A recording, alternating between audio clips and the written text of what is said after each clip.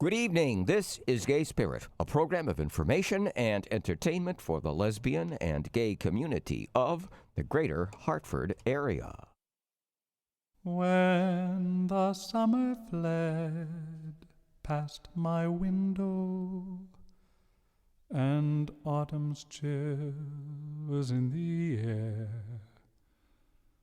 there's a special kind of lonesome round that ending time of year,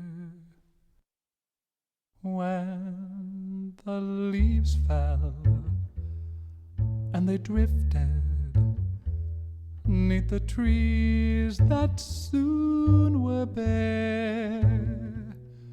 I felt the wind blow ever colder, and suddenly you were there. We laughed and scuffled while the snow fell, and the wind gave your cheeks a glow, and in your arms come evening, a kind of peace I would know. Often I would wake at midnight amid some icy winter storm, but then I would find you beside me, and you made the night seem so warm. I'll go my way, you go your way, now that the winter has come and gone. But somehow, with the springtime, your golden warmth still lingers on.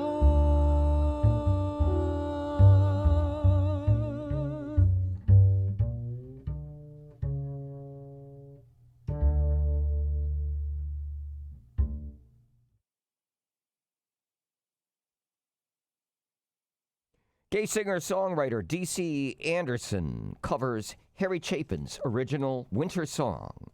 Backing D.C. are pianist Lem J. Ignacio and Rit Helm on bass. Lem Ignacio in particular is D.C.'s longtime musical collaborator. D.C. Anderson is also a cabaret performer, as you might guess from this sample of his song styling.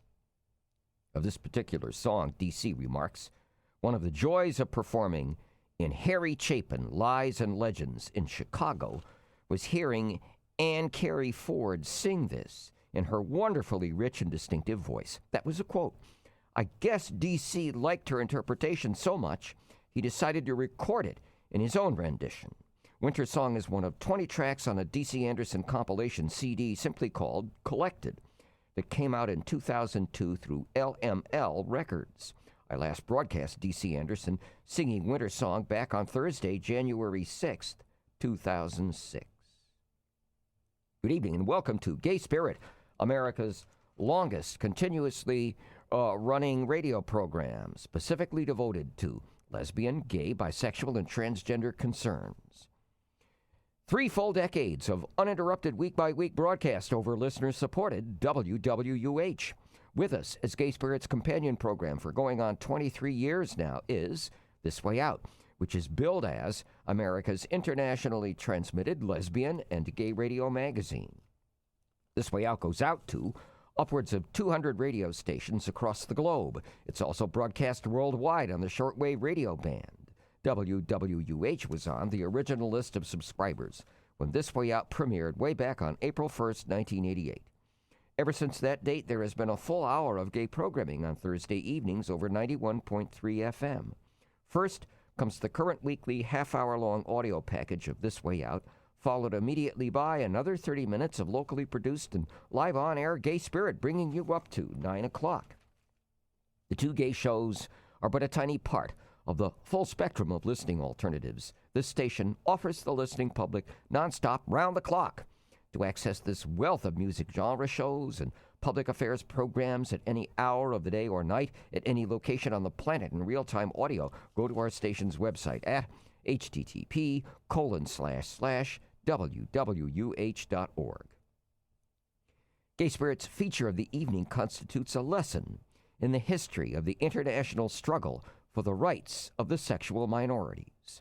I will be reading you an historic address by German socialist politico and gay rights advocate Kurt Hiller, given in 1928. Yet, so much of what Hiller has to say sounds so modern in what Hiller was advocating and arguing for more than 80 years ago. I have edited the complete text of Hiller's speech only very slightly for radio broadcast. As a musical prelude to my reading of Kurt Hiller's speech, let's listen once again to the voice of D.C. Anderson singing a song by Brendan Graham and McDarrell Woods. Again, his subject is winter and love remembered in wintertime.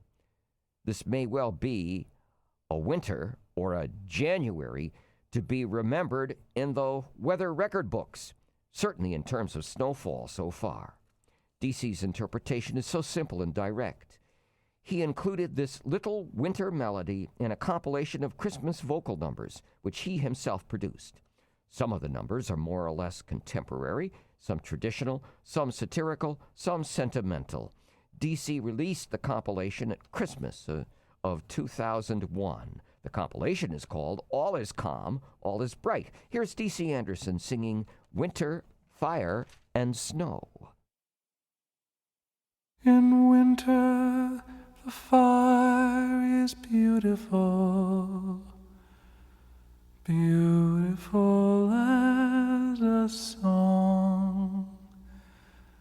In winter, the snow is beautiful, all of the winter long.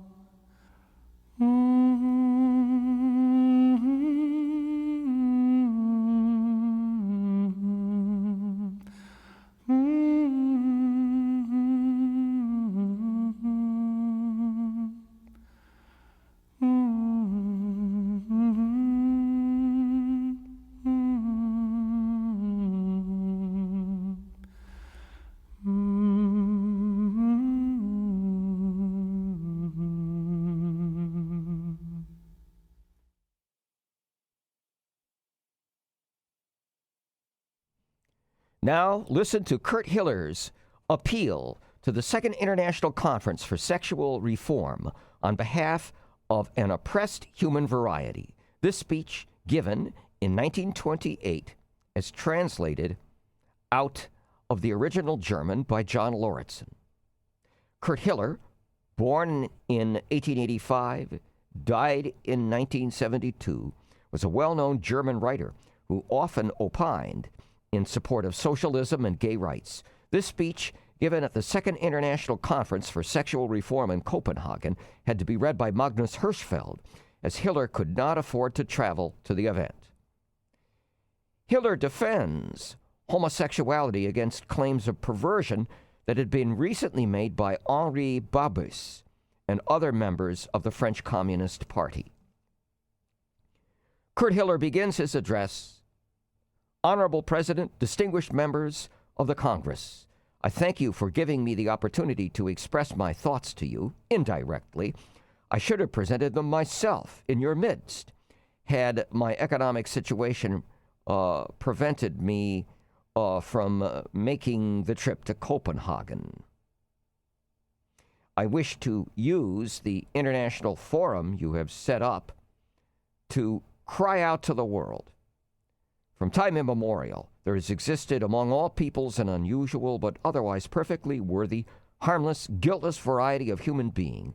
And this variety, as if we were still living in the darkest Middle Ages, is senselessly and horribly persecuted by many peoples, following the lead of their legislators, governments, and courts.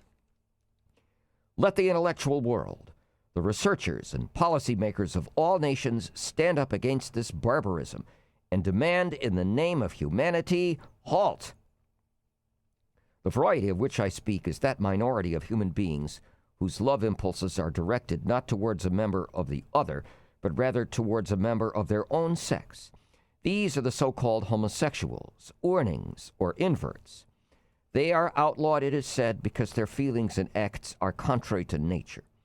However, their feelings and acts are rooted in their constitution, components of their character, something dictated to them by their nature. And since the history of all primitive and all civilized peoples demonstrates that such a minority has existed in all ages, then this fact means that we are obligated to recognize this nature as being indeed perfectly natural. Shocking, perhaps, but nothing that deserves either to be denied or defamed. A phenomenon of nature that is incomprehensible or discomfiting to the majority does not cease, on that account, to be a phenomenon of nature. Same-sex love is not a mockery of nature, but rather nature at play. And anyone who maintains the contrary, that love, as everyone knows, is intended to serve the propagation of the species, that homosexual or heterosexual potency is squandered on goals other than procreation, fails to consider the superabundance with which nature in all her largesse wastes semen millions and billions of times over. As Nietzsche expressed it in Daybreak, procreation is a frequently occurring accidental result of one way of satisfying the sexual drive. It is neither its goal nor its necessary consequence. The theory which would make procreation the goal of sexuality is exposed as hasty, simplistic, and false by the phenomenon of same-sex love alone. Nature's laws, unlike the laws formulated by the human mind, cannot be violated. The assertion that a specific phenomenon of nature should somehow be contrary to nature amounts to pure absurdity. Nevertheless, this absurd claim has persisted for many centuries in literature and in legislation, and even quite celebrated sex educators have come out with this nonsense. Just recently, an internationally renowned spokesman of the European left, Henri Barbusse, exhibited his knowledge and brain power most unfavorably when he answered in response to a circular inquiry on homosexuality in the Paris magazine La Marge of 15th March 1926. Here I quote, "I believe that this diversion of a natural instinct is, like many other perversions, a sign of the profound social and moral decadence of a certain sector of present-day society. In all eras, decadence has manifested itself in over-refinements and anomalies of the senses, feelings, and emotions." End quote. One must reply to Monsieur Barbusse that this alleged over-refinement of which he speaks, uncritically parroting a popular misconception, has always manifested itself just as much at times when a race was on the ascent as when it was in decline. That, for example, love between man and youth was no more excluded from the heroic and golden ages of ancient Greece than it was from the most illustrious period of Islamic culture, or from the age of Michelangelo, and that a Marxist is making a fool of himself when he tries to connect the homosexuality of the present with the class struggle by pointing to it as a symptom of the moral decadence of a certain sector of society, namely the bourgeois sector, as though same-sex love did not occur among proletarians of all kinds, among workers, peasants, employees, little people in all occupations, just as much as among the possessing classes. The experience of sexologists and psychotherapists proves the contrary. Nature does not stop at any social class when creating her marvelous varieties of human beings. It is true that the proletariat, as a rule, has less time and means than the propertied class to devote to the pursuit of sexual pleasure, even to the sublime forms of sublimated eroticism. And this is one reason which, among many others, leads, or ought to lead, a fighter for human happiness towards socialism. But this is just as true for the broad mass of proletarians considered heterosexual as for the minority considered homosexual. The public hears much less about the homosexuality of the modest little people than it does about that of the luxury circles of the big bourgeoisie. But it would be extremely superficial to infer on this basis that homosexuality is some kind of monopoly of the bourgeoisie. One must realize, rather, that the outlawing of same-sex eros strikes the homosexual proletarian even harder than the heterosexual capitalist, because the capitalist has the resources at his disposal to evade it more easily.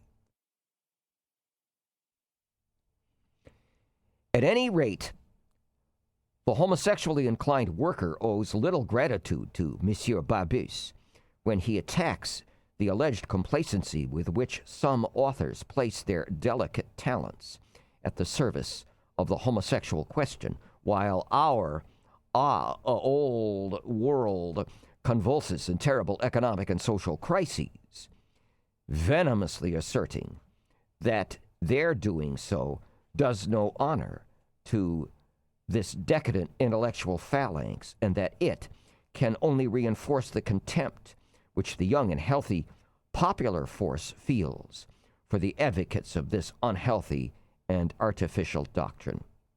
I'm quoting again.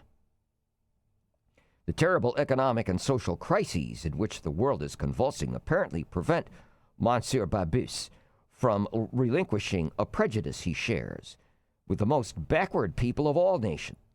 The Emperor Napoleon and his Chancellor Cambaceres were more revolutionary 4 generations ago when they freed homosexual acts from the penal code than this revolutionary of today.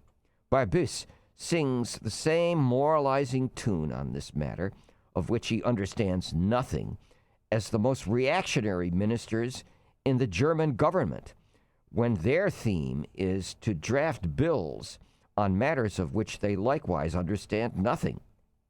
Contempt, healthy popular force, unhealthy doctrine. We have long heard phrases like these from the conservative and clerical jurists of the Wilhelminian era. At this moment, even Soviet Russia has abolished the penalties on homosexual acts per se. When fascism is on the rise, appearing in Italy for the first time in generations, when reaction and progress are locked in furious combat over the homosexual question in Germany and several other countries, along comes Comrade Barbus, member of the Third International. Unburdened by any relevant knowledge, he delivers a bigoted, agitational tirade against a species of human being that is already sufficiently agitated against, and he unscrupulously stabs in the back those who are waging a good fight on behalf of freedom, even if by its nature the cause is unpopular. I regret that I find it necessary to speak the truth so bluntly to a master whose poetry and political philosophy I much admired. But the higher someone stands who disseminates false and reactionary theories, the more sharply he must be rebutted, for his theories are all the more dangerous. It is not true that homosexuality is a sign of decadence or something pathological. Men of glowing physical health, of undeniable mental soundness, of great intellectual powers, have been bearers of this inclination just as often as have been the weak, the unstable, and the inferior. There are inferior, average, and superior homosexuals, exactly as there are inferior, average, and superior heterosexuals. To belong not to the rule, but to the norm, but rather to the exception, to the minority, to the variety, is neither a symptom of degeneration nor of pathology. Likewise, having red hair is neither decadent nor sick. If it is true that there are higher percentages of the mentally weak, the eccentric, the unbalanced, the hypersensitive, and the hypertense among homosexuals then among those oriented in the usual way, the blame should not be placed on the predisposition, but upon, rather, the circumstances in which these people find themselves. One who lives constantly under the onus of attitudes and laws that stamp his inclinations as inferior must be of an unusually robust nature to retain his full worth in every respect. If the terrible weight of contempt and persecution that bears down on homosexuals were to be lifted from them, the neurotic traits would to the same degree vanish, and then the intrinsic creative worth of their nature, especially the pedagogical ability of which Plato wrote, would come into play. It is necessary to incorporate homosexuals in the general culture of society, to assign homosexuality a place in society where it can act productively, for it has its own fertility. Hellas, and above all Sparta, understood this and knew how to draw the practical conclusions from this knowledge. But before homosexuality can be assigned this positive and even sublime role in the state, which corresponds to its particular character and at the same time is of service to the state, we must first carry out a liberating and humanitarian action directed against the worst injustice, that of its outlawed condition under which they suffer, and this must be abolished in all countries. To be sure, it is not just the penal code that is involved, but it is the penal code that must be dealt with first. Homosexual acts committed by fully competent and mutually consenting adults are still punished in England. One may recall the tragedy of Oscar Wilde, and in the United States, along with Argentina and Chile, in Germany and Austria, in several Scandinavian, East European, and Balkan countries, and also in the German canton of Switzerland. Only homosexual women are for the most part privileged. In these countries, the threat of a long prison sentence is real. The German draft penal code of 1925 provides for a maximum of 10 years in the penitentiary. It is not society in these countries which profits thereby, but rather the tribe of blackmailers, and thousands of socially valuable lives are ruined. Despite Monsieur Babus, France, and along with France, the great majority of Latin countries no longer have the penalty. Likewise, the Islamic countries, China and Japan, do not have it. And the Soviet Union, as I have already mentioned, has abolished it. It is clear that socially harmful conduct in the sphere of same-sex love should remain punishable to the same degree as socially harmful conduct in the sphere of opposite-sex love. That, therefore, the free sexual self-determination of adults and the inexperience of sexually immature youth should be protected by law, and that the misuse of economic or official dependence for lascivious purposes should be forbidden, as well as indecent behavior in public places, with complete parity between heterosexual and homosexual acts. If anyone claims that the homosexual liberation movement would like to see carte blanche given to unrestrained and antisocial debauchery, or that such liberation would place the interests of the abnormal above the interests of society, then he is lying. The interests of society come first. But I question whether the interests of society demand that human beings be thrown in prison, disgraced, and ruined socially for acts that harm no one, merely because their erotic taste differs from that of the majority. I question whether the interest of society is served when a minority of its members are forced through severe penalties into lifelong sexual abstinence or chronic self-gratification, the situation imposed upon convicts serving life sentences, a minority which we know causes not the slightest harm by following its own nature. That child molesters or homosexual lust murderers should be protected is not the thrust of my argument. Prudishness, along with false and monstrous notions about the forms that same-sex lovemaking takes, prevents a general public discussion of the problem, especially in countries where it is most needed. And even more than prudishness, the apathy of those not personally involved, both in the masses and among the intelligentsia. One must have a great sense of justice and noblesse to take on the cause of a persecuted minority to which one does not personally belong. But fortunately, there are still a certain number of people distinguished by such fairness.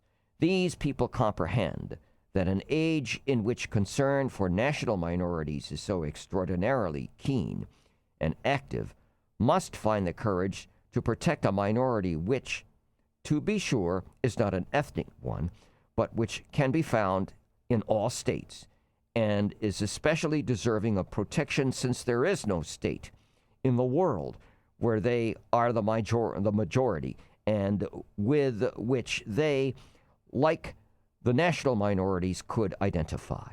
International minority rights, which are slowly taking shape, should defend not only the national, the racial, and the religious minorities, but also the psychobiological, the sexual minorities, so long as they are harmless.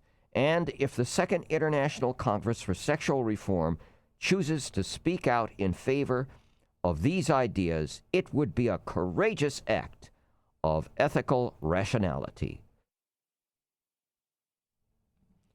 Homosexual rights advocate Kurt Hiller couldn't get to deliver that speech himself, but another gay rights advocate, Dr. Magnus Hirschfeld, delivered it on Hiller's behalf in 1928 at the Second International Congress for Sexual Reform held in Copenhagen. The entire text of Kurt Hiller's historic speech has been reprinted in a new compilation of great speeches on gay rights, as edited by James Daly, published in 2010 through Dover Publications. This compilation includes Robert Ingersoll's funeral oration over Walt Whitman, which I read on Thursday, January 6th, and last Thursday, I read you the first documented public and political speech advocating homosexual rights from 1898, is given in Berlin at the Reichstag by August Bebel. This same Dover Thrift edition also has the hope speech of Harvey Milk. Cited as translating Kurt Hiller's speech out of its original German into English is John Lauritsen, himself a now historic figure in the cause of gay rights here in the United States. He has been an activist and writer since 1969, the year of the Stonewall Rebellion. I've interviewed John Lauritsen several times for broadcast on this program, especially about his dissident views regarding AIDS and the toxic AIDS medication AZT. He has also researched the history of the early gay rights movement and the gay subculture of its time. John Lauritsen's gay liberation pages can be read at http://paganpressbooks/gaylib.htm.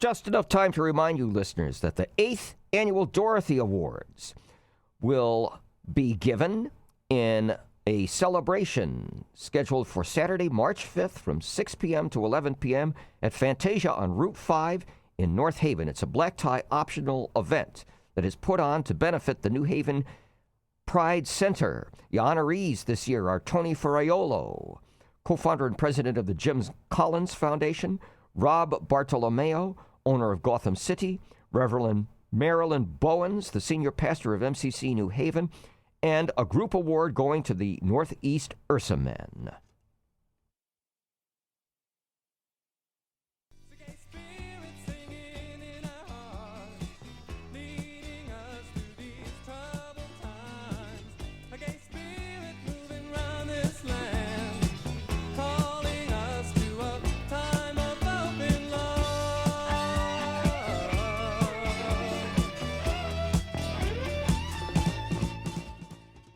Well, that does it for Gay Spirit for this Thursday. Be back with us every Thursday night from 8:30 to 9 p.m. for more information and entertainment for Greater Hartford's lesbian, gay, bisexual, and transgender community. And this is Keith Brown wishing you a real gay week and good night for Gay Spirit.